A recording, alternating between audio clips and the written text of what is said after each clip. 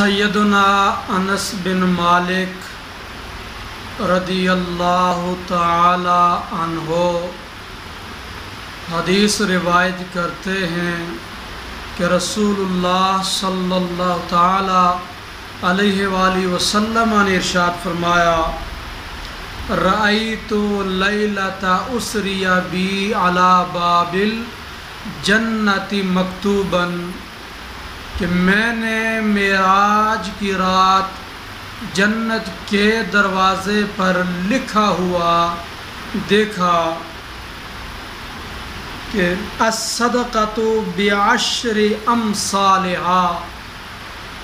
کہ صدقے کا ثواب 10 گنا ہے،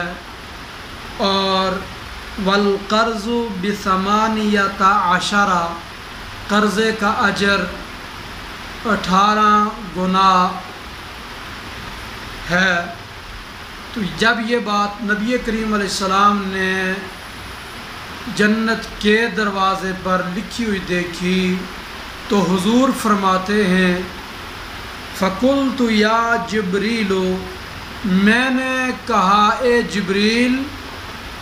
ما بال القرض، قرضے کا کیا معاملہ ہے کہ افضل من الصدقۃ، کہ قرضہ صدقے سے افضل ہے؟ تو قال، جبریل امین علیہ السلام نے حضور کی بارگاہ میں عرض کی: لأن السائل یسأل وعندہ، کہ اس کی وجہ یہ ہے کہ صدقہ لینے والا، صدقہ مانگنے والا اپنے پاس کچھ مال و اسباب ہونے کے باوجود مانگتا ہے، اور والمستقرض لا یستقرض الا من حاجۃ، کہ جو قرض طلب کرتا ہے وہ صرف حاجت کی بنا پر قرضہ مانگتا ہے۔ اس بنا پر صدقے سے قرضہ دینا افضل ہے۔ جو قرضہ دے گا اس کو 18 گنا اجر ملے گا، اور جو صدقہ کرے گا اس کو 10 گنا اجر اور ثواب ملے گا۔ اور یہاں پر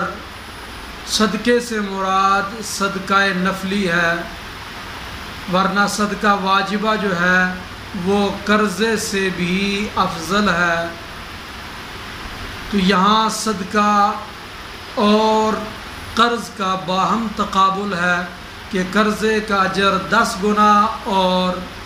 صدقے کا اجر 10 گنا، اور قرضے کا اجر و ثواب